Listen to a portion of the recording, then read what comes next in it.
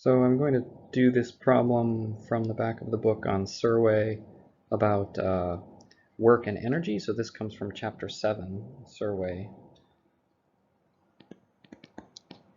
number 63. So you've got a block which is given an initial push down an inclined plane, and there's a spring at the bottom of the plane which is going to slow the block to a stop eventually.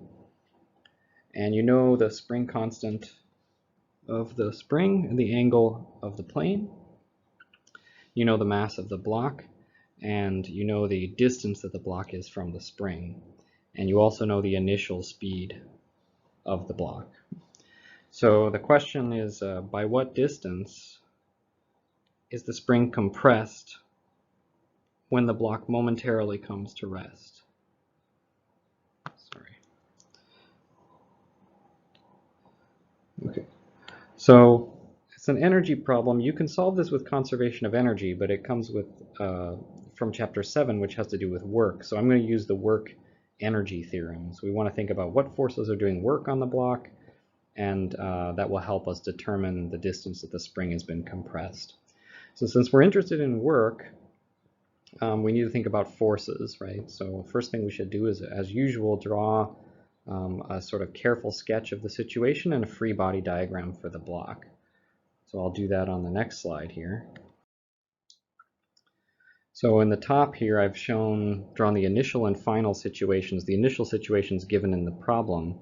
The final situation, the block has compressed the spring by some amount. So xf here is the distance that the spring has been stretched, or I guess compressed is better. So the spring has been compressed by a distance xf. And that this dotted line here is the original equilibrium position of the spring. So that d there goes from the initial position of the block to where the spring initially was, right? So that's my initial and final sketch of the situation. And then we need to think about the forces acting on the block. So we've got a spring force, normal force, and a gravitational force shown in this free body diagram. I'm also drawn here the displacement, delta r. Remember, the block is sliding down the ramp, so that delta r is kind of the displacement of the block down the ramp. So we're going to use the work energy theorem. Right? So we're going to use the work energy theorem.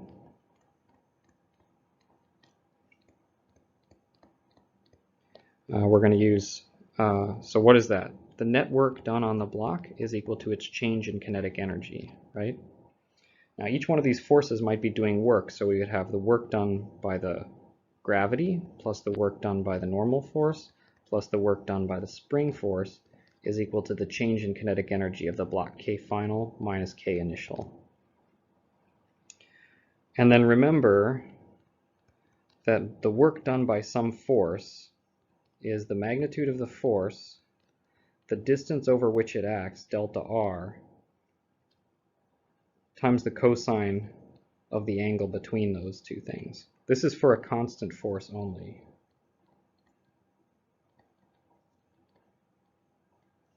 Okay, so just looking at that formula, we see that one of these forces, the normal force, doesn't do any work, right? Because it's always acting perpendicular to the displacement. So the work done by the normal force is 0 because cosine of theta is the cosine of 90 degrees, which is 0, right? So in that case, the angle between the force and the displacement is always 90 degrees. And we also know that the final situation, the kinetic energy should be 0 because we want to know when the block momentarily comes to rest.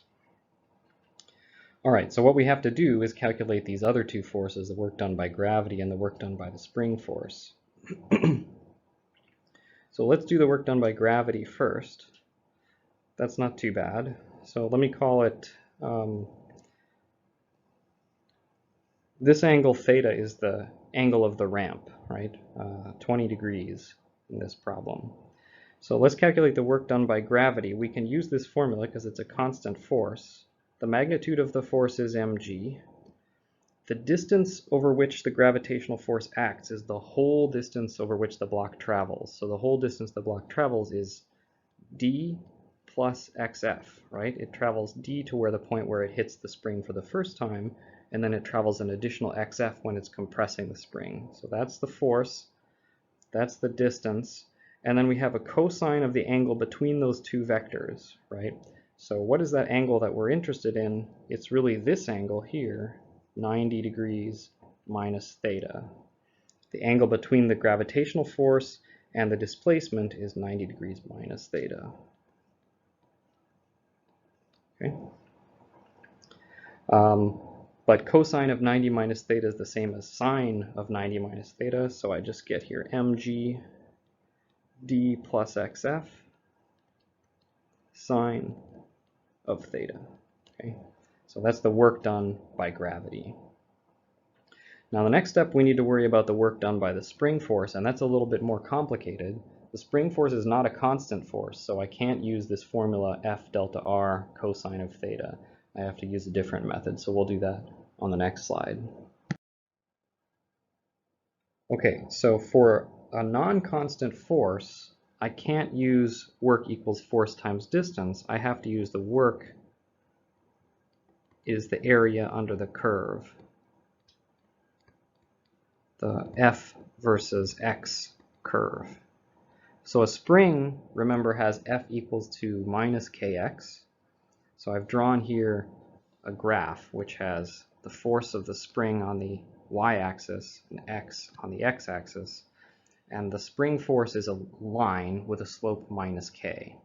So if I want to know the work done by the spring as it compresses from its initial equilibrium position of 0 to some place xf, I need to find the area under here, right? And that's the area of that triangle. The base of the triangle has length xf, and the height of the triangle is kxf. So this is the area of the triangle.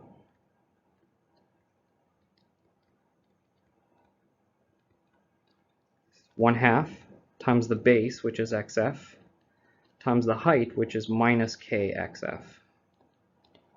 I have to do minus because it's negative. Clearly the spring is slowing down the block. The force is in the opposite direction of the displacement, so it should be a negative work.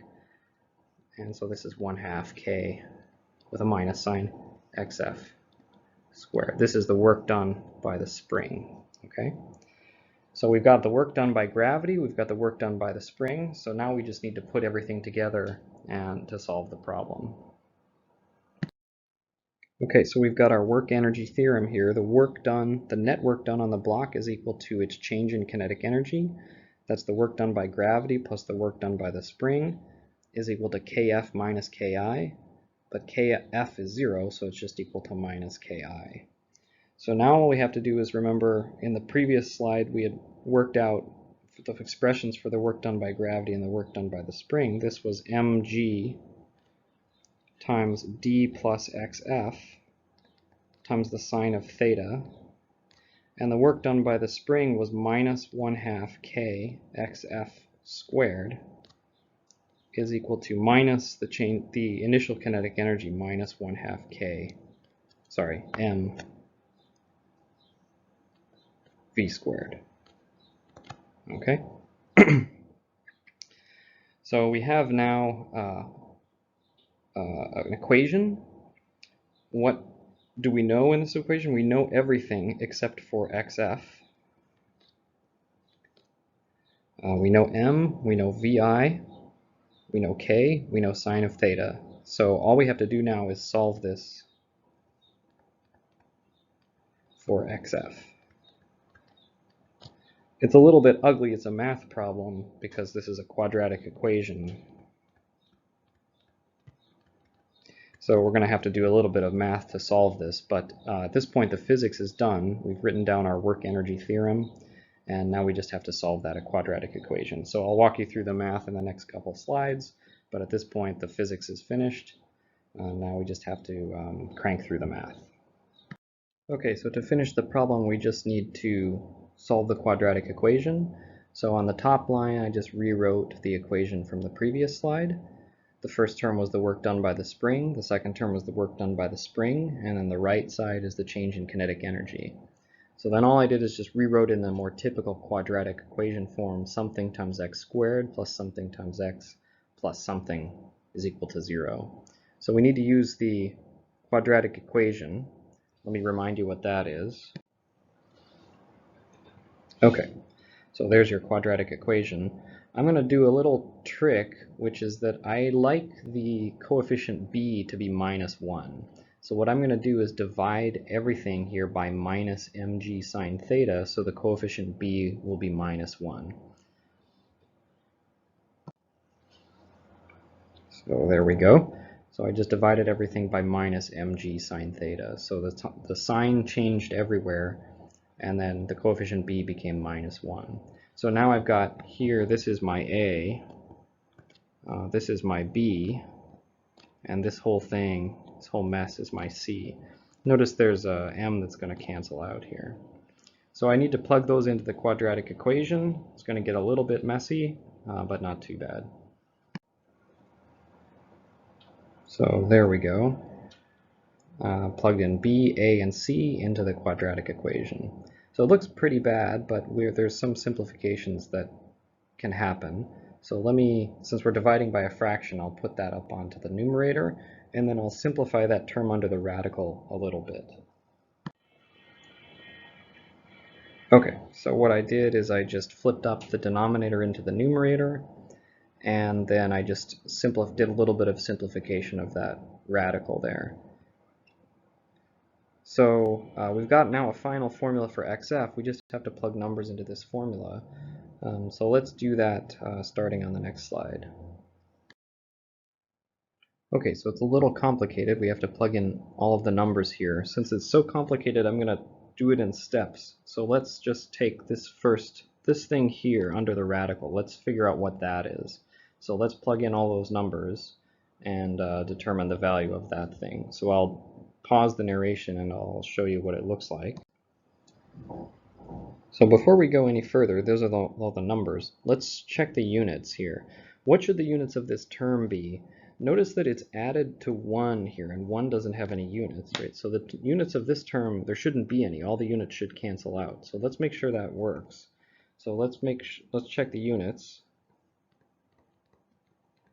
On the top, we've got Newton per meter. That's a kilogram divided by a second squared. Over, on the bottom, I've got kilogram meters squared seconds to the fourth, right? And then inside the brackets, I've got meters per second squared. Meters squared per second squared. Okay. Let's try to simplify this a little bit. Kilograms cancel. That's good. I've got a seconds to the fourth. Here, let's just simplify it a little bit. On the top, I've got meters squared seconds to the fourth divided by meters squared per seconds to the fourth. And you can see everything cancels out, right? So that's great. The units are good. And then if you plug this number into your calculator, you find that this number is 45.815. So with no units attached to it. And then finally, we can plug the rest of the numbers in and get a final answer for xf. Okay, so there are the rest of the numbers. I just substituted in the 45.815 underneath the square root. Again, let's check the units. I've got on the top a kilograms canceling here, and I've got a second squared canceling here. So the units are meters. That's good. We must choose the plus sign because that's the only one that gives us a positive number. The other one would be a negative xf, which doesn't make sense. And when you plug all those numbers into your calculator, you get 0.1314 meters. So there's our final answer for the problem. A lot of math, so don't worry too much about solving the quadratic equation. I know you guys can do that. But make sure you understand how to set up that quadratic equation using the work energy theorem. So I hope you found this problem useful.